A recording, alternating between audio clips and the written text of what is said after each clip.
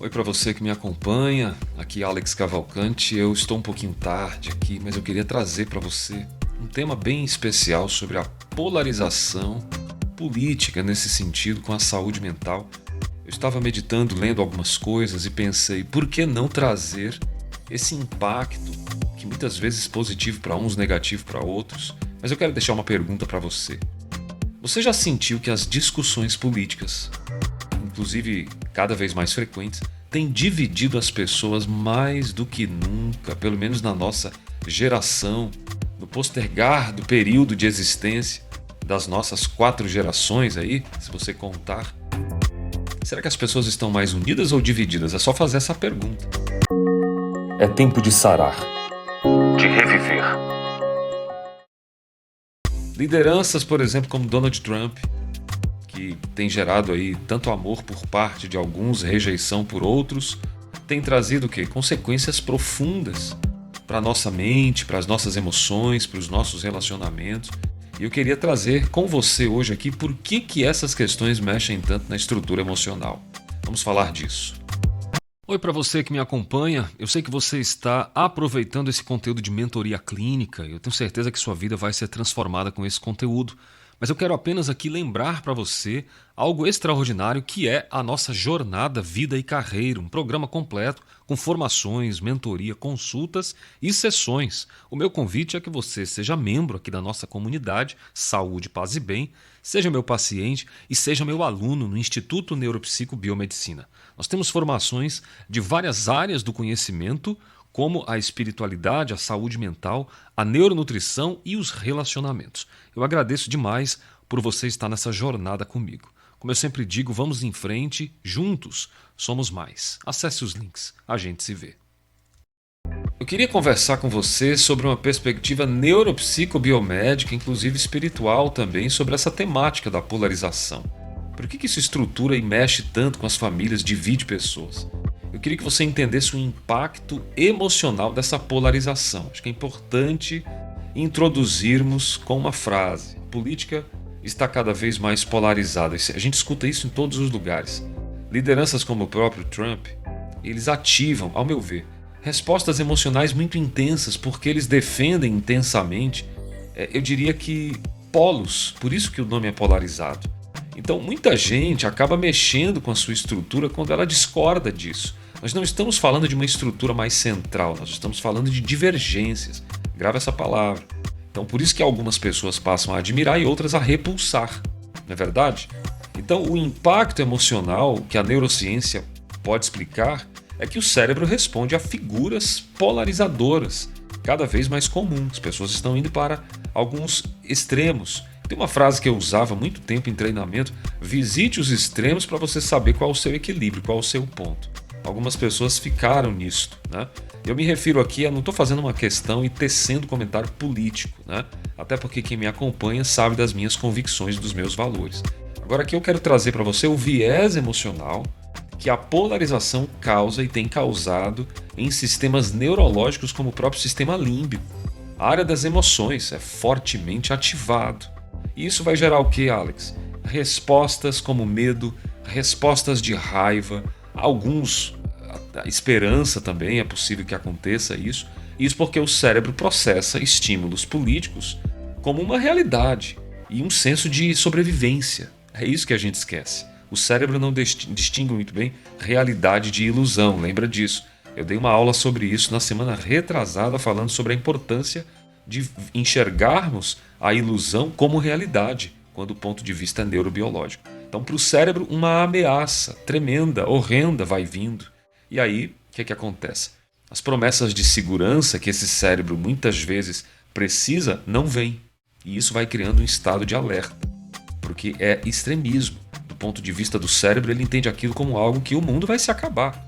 A gente sabe que não, que as pessoas vão voltar para sua vida normal, daqui a pouco está todo mundo concorrendo e competindo de novo, defendendo suas idealizações, e esse é um grande problema do ponto de vista político, quando ele sai do aspecto socioeconômico e começa a entrar fortemente no aspecto cultural, ideológico. Isso é bem problemático e precisa ser levado em pauta. Mas isso a gente deixa para cientistas políticos sérios e comprometidos com a causa, vamos dizer de uma forma geral, né, de um contexto mundial, global.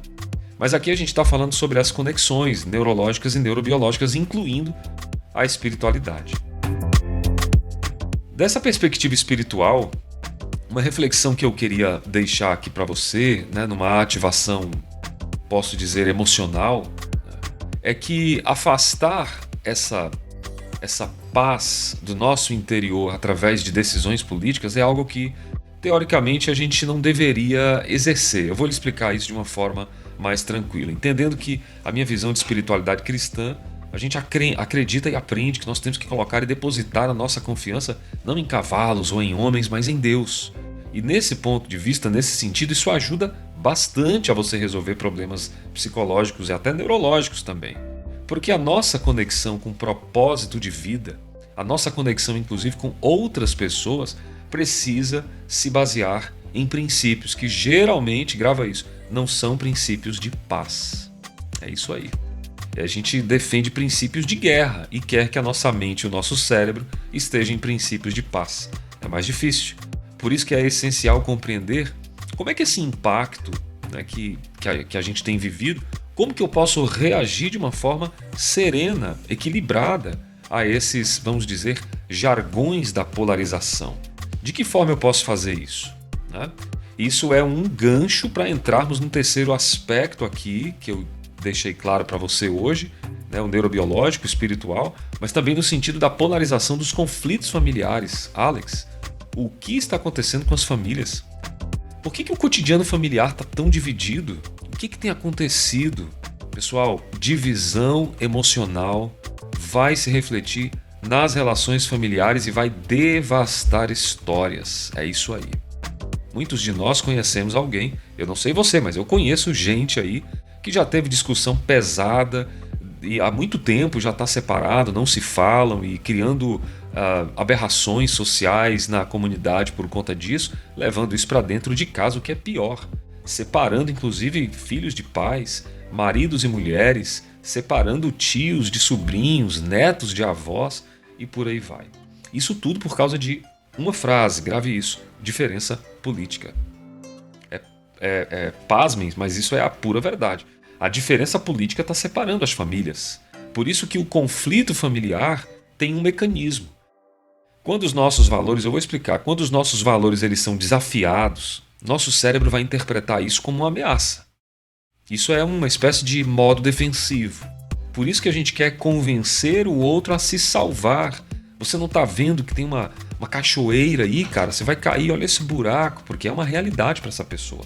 Logo, ela quer proteger.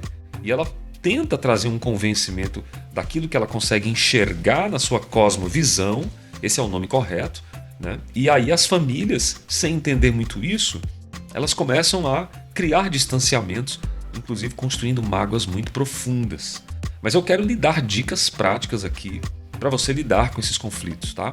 Primeira e a mais importante de todas no processo psicoterapêutico aqui, eu até incluiria vários versículos se eu estivesse falando de psicoteologia, mas o foco eu queria deixar bastante biopsicossocial, nosso canal, algo mais voltado para psicossocial mesmo, tá?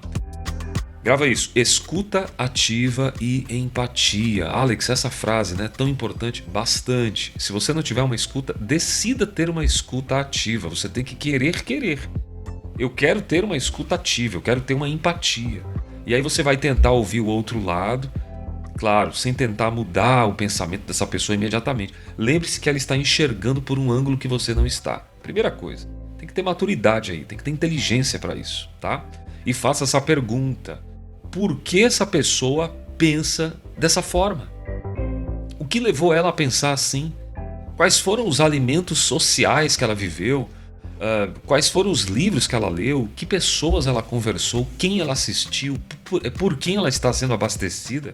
Uma pessoa tão boa, tão querida que eu amo tanto, tem pensamentos contrários. Olha que interessante pensar assim. Eu estou te chamando aqui para um caminho de maturidade emocional, maturidade cognitiva, maturidade espiritual e maturidade social também, aprender a lidar com essas questões, tá? Primeira pergunta é essa, você vai fazer por que ela pensa dessa forma? Aí você faz esse arrodeio todo, quem foram as pessoas, quais foram os livros, a formação acadêmica, universidade, faculdade, curso, que políticos ela conviveu ou conheceu, ou talvez não conheceu diretamente, tem gente que defende pessoas que nunca viu na vida.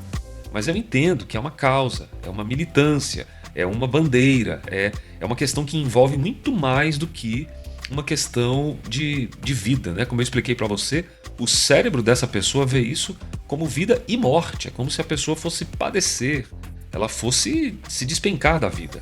Então fazer essas perguntas são fundamentais. Segunda dica que eu vou deixar para você aqui na mentoria clínica, tá? Técnicas de comunicação pacífica. Você sabe o que é isso? Quando a gente sente que está perdendo muitas vezes a calma, e aí a gente perde tudo, né? Quando se perde a calma, você perde absolutamente tudo. Uma coisa simples que você vai fazer é respirar.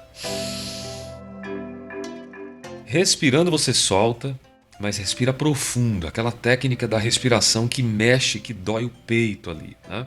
Essa técnica é uma dor suportável, claro. É mais para você colocar um ar suficiente para fazer uma troca gasosa. Vai sair gás carbônico, carbono, memórias, vai tudo sair e você vai colocar algo novo ali, tá? Remanescente. Então, respirar profundamente, fazer uma pausa antes de responder. Isso eu ensino para todos os meus pacientes e alunos, sempre. Cara, espera um pouquinho antes de responder. Calma. Pelo menos 2 segundos, o ideal são 3. Veja bem, sabe, ter uma resposta que seja menos emotiva, porque quando você liga a amígdala, quando você liga as emoções, núcleo accumbens, sistemas dopaminérgicos, você desliga potencialmente os sistemas racionais de atenção, de decisão, de foco. Isso é neurociência, a gente fala disso tanto aqui que quem já nos acompanha já deve imaginar, tá? Então, profundamente essa pausa, depois de respirar, você pausa, respira profundamente, pausa e faz a tua resposta. Um ato simples que vai deixar o teu cérebro não desgovernado, acalmando as emoções intensas. Isso vai facilitar uma comunicação mais clara, uma comunicação que é de fato clara, tá? Um terceiro ponto seria desenvolver resiliência emocional, resiliência espiritual. Qual que é o papel, Alex, da espiritualidade e inclusive da psicoteologia nessa questão da resiliência que é tão importante? Numa perspectiva espiritual, a gente precisa buscar equilíbrio, sim ou não? Equilíbrio que te permita passar por momentos polarizados sem perder uma paz interior, sem perder a tua disciplina, né? Olha só, como pastor, como neuropsicólogo, qual é a nossa instrução no sentido da psicoteologia, tá? Eu acredito que desenvolver essa resiliência é uma jornada espiritual e emocional que precisa ser praticada. Então, eu acredito aqui que esse desenvolvimento você só vai conseguir praticando isso e controlando emoções, que é esse estágio anterior que eu trouxe aqui para você, né? Então, eu quero sugerir algumas práticas dessas que são espirituais e emocionais aqui. Você já experimentou meditar? Fazer um processo de meditação, olhar para dentro, observar quais são as estruturas, quais são as suas demandas. Faça silêncio internamente, faça uma reflexão silenciosa. Reserve alguns minutinhos aí para você meditar sobre o que está acontecendo agora em mim. Eu tenho uma frase de camiseta que eu uso sempre. Marque um encontro com você, dentro de você, para falar só sobre as suas coisas. Olha que interessante. E aí você vai perceber que dentro do teu interior uma paz vai vir.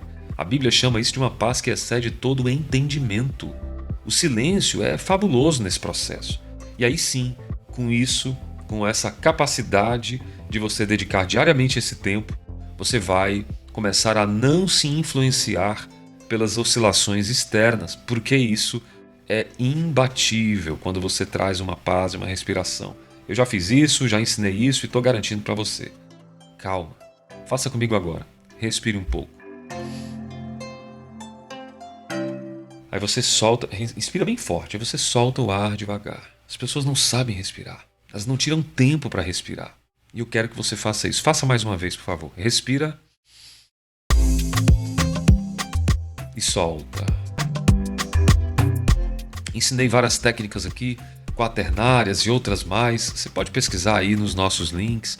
Inclusive eu queria fazer um convite bem especial para você agora. Olha só, dentro desse conceito você precisa aprender, inclusive a respirar, e tem conteúdos que explicam isso de forma muito prática. Eu tenho Na coletânea que você está vendo aqui da nossa mentoria clínica, inclusive a coletânea Saúde, Paz e Bem, tem todas as meditações, nós temos todos os nossos conteúdos voltados para ansiedade, estresse e depressão.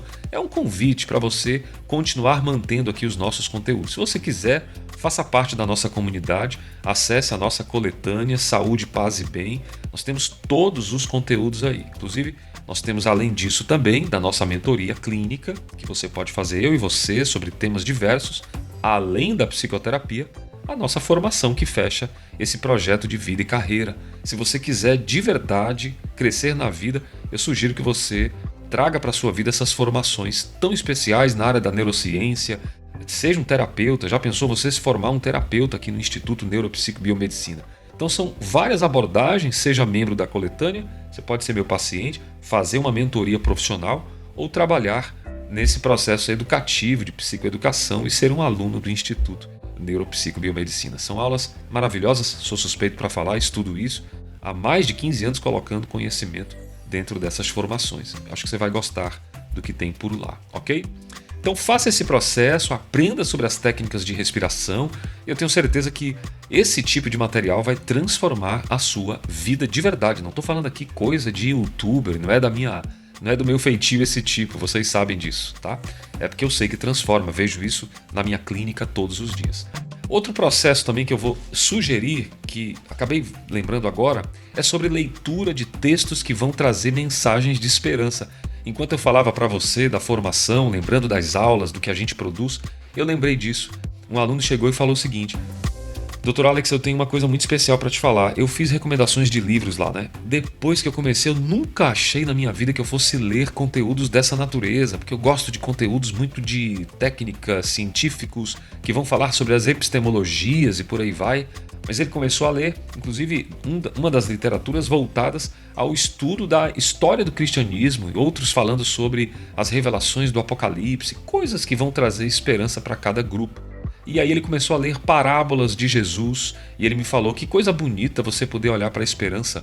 Foi aí que eu lembrei de uma passagem muito legal que está escrita em Romanos capítulo 12, versículo 12, que vai falar sobre alegrem-se na esperança, sejam pacientes na tribulação, perseverem na oração.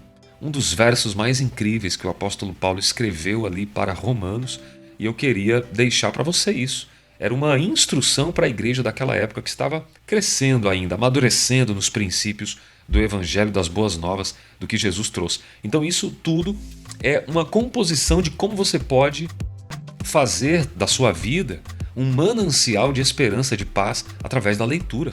O que você tem lido de verdade? O que você tem feito nas horas vagas? O que você faz, cara, para gastar seu tempo? Claro, você tem cansaço de leitura porque aquilo que você tem mais dificuldade de fazer é o que mais te fará crescer. É por isso que é difícil. Né? Então equilibrar as emoções, ajudar você mesmo através de leitura. Nada surpreende mais o cérebro, usa mais a estrutura neuronal do que a leitura. Então você vai aprender a lidar com as emoções, vai ter conteúdo suficiente que você leu sobre temas de esperança, de generosidade, de renascimento, é importante, de milagres também. Tudo isso ativa no seu cérebro um senso de vida, tá? E você vai lidar melhor com o que você tem visto no mundo aí hoje, né? Caos, perdição, destruição, uma turma agitada, todo mundo com TDAH manifestando sintomas de autismo. O que eu tenho trabalhado nesses dois temas, transtorno bipolar, esquizofrenia, está cada vez mais comum. Transtornos de várias ordens. Eu estou trazendo aqui apenas os principais, que são mais reconhecidos e que as pessoas procuram uma ajuda psicológica, neurobiológica e também biomédica. Por isso que eu trago aqui, né? Então faça exercícios de autocompaixão com você mesmo. Isso tudo é exercício. Quando você se sentir afetado por essas diferenças políticas, por essas questões de polarização, lembre-se que você tem exercícios de autocompaixão. Você pode fechar seus olhos, feche os seus olhos profundamente e veja como você é mais importante do que essas questões e que você pode usar a sua fé, inclusive, para trazer aquele que é mais poderoso do que qualquer um dessa terra, aquele que jamais vai faltar com você. Então use isso e seja acolhido emocionalmente por aquele que criou você. Isso tudo você vai receber um abraço fraterno, emocional E me diga depois aqui se você não está vendo que isso tudo vai ser uma influência externa poderosa na tua vida, tá? E não é para tirar a tua paz, é para te deixar extremamente responsável em relação a isso. Então eu queria deixar essa mensagem hoje sobre liderança, né? Eu acredito fortemente que você é responsável por essa questão interna sobre o seu coração. Então, como líderes, né, eu queria até incentivar você que é líder também, apregoe essas palavras, ensine os seus a entender os contextos polarizados das famílias, das comunidades, trazer uma responsabilidade de um compromisso maior do que qualquer apoio político ou decisão política, social e econômica. É você saber que você não subsiste se você se abandonar e ser abandonado pelos seus. Olha que coisa forte. Isso é o mais importante, como você reage a essas questões, tá? Isso aqui vai causar, ao invés de divisão, união, unidade, porque você vai ser, diga comigo, parte da cura. Isso, e não parte da doença. Então essa polarização política que eu trouxe hoje para você, ela só impacta o emocional das pessoas, das famílias, da sociedade. E aí a gente acaba não discutindo essas estratégias, deixando passar. E se você chegou até o final desse vídeo, parabéns, você faz parte de 1% das pessoas. Essa é a grande verdade. Porque não há equilíbrio emocional para absolutamente nada que dure mais do que 10 minutos hoje. Essa é a grande verdade, né? Numa geração que assiste 1 minuto a cada vez, a cada tema, desestimulando o foco, a atenção e a memória. Esse é o grande problema das pessoas que estão todos os dias em smartphone passando o dedinho para assistir vídeos curtos. Não quero fazer isso, apesar de que esse vídeo vai ter vários cortes. Mas o importante aqui é você aprender.